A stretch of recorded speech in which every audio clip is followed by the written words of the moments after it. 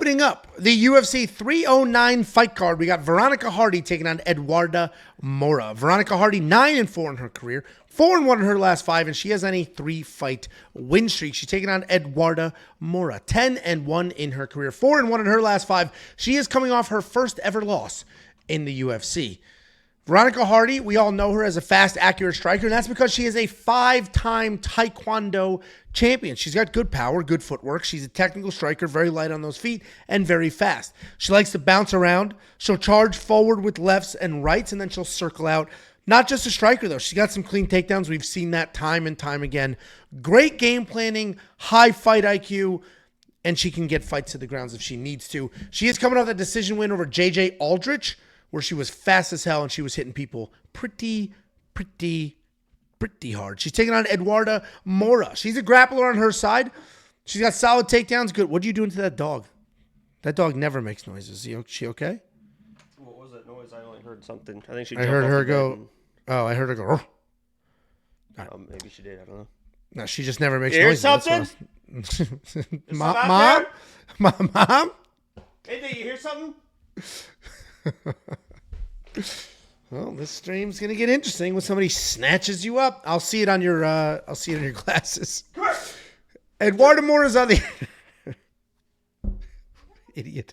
Eduarda Moura on the other side. She's a grappler. Good takedowns, good submissions. She is aggressive with that grappling.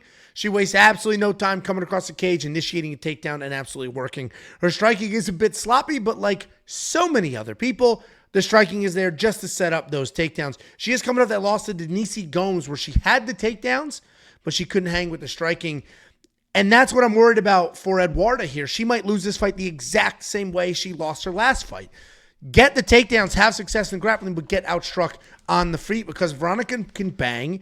I think she can win this fight. Obviously, it's New York City. And if New York City doesn't judge fights the same way that Vegas does, Eduarda Moura might win this fight just with the takedowns and the control. But if they look at it like Vegas and a takedown, something has to happen, you need to do damage, and it doesn't matter if it's just a takedown, then Veronica Hardy can sneak it out the exact same way that Eduarda's last opponent did. I'm going to pick Veronica Hardy here, but I do think these odds are, I mean, they're not wide per se, but this is definitely a tough fight for Veronica. What do you think, Jakey boy? Yeah, I like Veronica Hardy as a fighter, as a person. Beautiful. I mean, her eyes are, like fucking Jesus Christ. What a piercing stare does she have? I mean, just even looking at her, that picture right there is just absolutely insane. And as a fighter, she's definitely improved. I mean, she stopped fighting for a while. I think she was worried about concussions and stuff like that. Came back and has looked like a different person than her first UFC stint. Really fast striking, really good in and out. Okay, takedown defense, but if you take her down, she is going to work, right? And she's not somebody who's just going to lay there. She's going to constantly working, but she is a little bit, I would say, undersized for this division. It's 125. She probably should go to 115, but I think she does this not to really, obviously she's trying to win every single fight, but I think she knows I'm not going to be a champion, but it's something I can do. I'm good at it. I think Dan is really involved in her, and it's a fun thing for them to do together since his career's over. So I think that's why she stays at 125. Eduarda Moura now. I'm not laughing at you. Just reading comments. I never laugh. Literally always. Snicker. Interrupt a single one of your breakdowns. I didn't interrupt. I'm enjoying that. We have a very lively crew of 400 people watching the show, chatting away, and I'm just reading the comments, enjoying the fans, fan base. What caught your eye? Nothing about you. It had nothing to do with you. Just read it out loud. Does Jacob even have a girlfriend? Not anymore. So I don't know why that back to back. I'm sorry. It was at your expense. That's why I didn't want to bring it up. I was just reading the comments. That's what I'm saying, man. Okay. Thanks for the comment, Obi Chuckwa Damage. Ift. Obi Chuckwa Dip Fuck. Yeah, now we got Eduarda Moura, who is was at 115, never made weight at 115. She's a former champion at 115 and at 125, was really cutting hard to get the 115. But when she was there, she was much bigger than the girls, and she basically was just bullying everybody that she was fighting. Now at 125, I believe that this is going to be a good change for her. This isn't like a one-off type thing. She made an Instagram post about it. I'm going to be healthier. I feel better. We're going to make the change to 125. So now I think she's still going to be bigger than Veronica in this fight, being like they're both kind of tweeners, but Eduarda definitely was not a tweener at 115. 125 is definitely her class.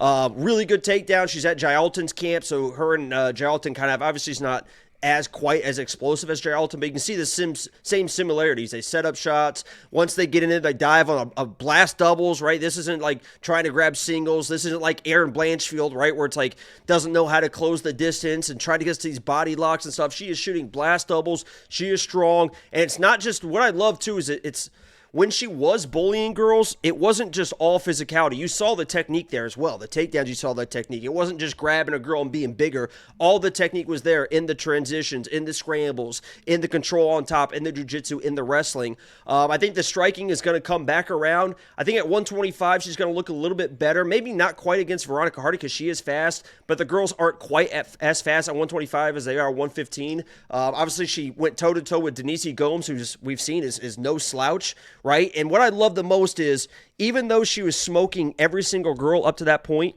and we've talked about this before, when fighters are just constantly beating the fuck out of everybody and then they run into adversity, what do they turn into?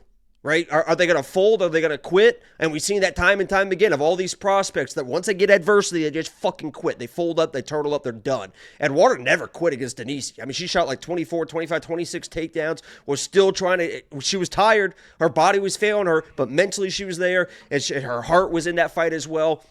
I just think she's going to have too much success on the ground with Veronica. Veronica can get controlled by bigger girls. You saw that in Horth when she finally started wrestling and grappling in the third round. You saw that with JJ in the third round. Veronica, with all that movement, will start to slow down as well. I think Eduarda has enough explosion to get takedowns in the first. And if they start slowing down, I think Eduarda can gut her way out to a couple more takedowns in the second and the third to win this fight, maybe even find a finish. So, I like Eduarda Moura here. And I've been pretty good picking the females, Angelo. I saw the stats. You tweeted them. 73%, 9 of the last 10. And if Aaron won, if fucking... Oh, Rose? Here comes the blanks. No, you picked Aaron. Oh, yeah. If Rocky won, which I think a lot of people thought that she won, and then what was the other bad split? I can't remember, but if those were I would have won like 14 the last 16 or 15 the last 16 or something. It's crazy. There you go. Yeah, I mean, I think it is funny that Veronica is like a medium-sized favorite here because Eduarda's the one who basically was undefeated till her last fight, and she fought an absolute killer. So it's like, while Veronica's had some recent success, she's not undefeated. Terrible. Obviously, she started getting tired and stuff, but she got some takedowns. She had some control. Yeah. She showed that she's got a fucking chin because Denise can fucking hit, and she was landing some shit on Eduarda, and Eduarda was just kind of walking through shit. So I think this 125 class, you're going to see a pretty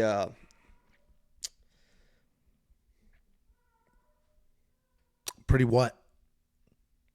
Say again.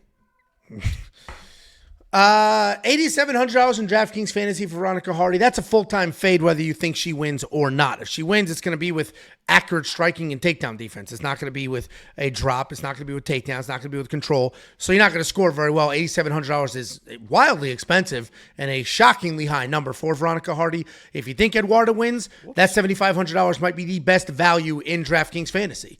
Between the takedowns, the control, the fact that she is priced under $8,000, that may be worth it, and I may throw her in my lineup, even though I kind of was on the other side there. If you do want to check out all the picks, the bets, the round line leans, and everything else, WeWantPicks.com. Click Become a Member at the top. It's only freaking $10 for an entire month. Just check the comment section of any recent video to see the wild success that we and they have been having. A couple of quick comments.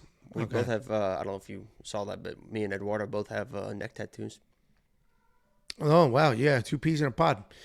You both have blue eyes, too. Couple of quick comments. Nothing about you. Oh, I don't know why I have. Oh, that is why I put this here. So this is when you said, what are you laughing at? Nothing about you. When I picked up my youngest today from school, Picked her up. And as soon as I get her and she's like walking to the car, she goes, "Don't look in my binder." Like the first thing she says, "You don't need to look in my binder." I was like, "What?" And if you like do something bad in school, they write it in your binder. So I was like, "Did they sign your binder?" And she just looked at me. She's like, "Just don't look in my binder." And then we get in the car and she starts crying. And I guess the music teacher said she wasn't sitting still. But it was just so, dude, kids are so stupid. Don't look in my binder. If she didn't say anything, I might not have looked at her binder. But don't look in my binder was very like, I better check this damn binder. Oh, boy. A little bit of a lack of intelligence there for sure. Well, she doesn't sit still, which is usually a key to high intelligence. And also, Kevin says, "Love the hat. Nice Riz, Angie Riz. I showed up to the stream with this hat. It's Prosper, the amazing town I live in, upside down and backwards or whatever the hell." Jacob was like, "What's that? I've never seen that. Why would it be upside?" You guys have seen the upside down text hats, right? It can't just be me. I'm not even fashionable Ange. Although today I got the Young LA and the upside down, and the colors honestly, match. I was, before I even asked the question, I was trying to figure out what the What was fuck wrong with my I camera? was. Yeah, I was like, wait, the camera's not backwards because I can see the Young LA, and then I was like looking at it, I was like, but this is back, and I was like, but it's like upside down. So finally, I was like, what the fuck is wrong with your hat? No, that's what the Dallas What the fuck upside is that down noise? Yeah, you can hear it. It's my fancy board that I do the hot takes in front of. It just changed to say Christmas is in 1 month, 12 days, and 3 hours. What if all of a sudden it just started typing random shit? Somebody hacked it? Like, I see like, hey, you, Angelo. fat goblin. Put the lotion down, big boy. In my office? No.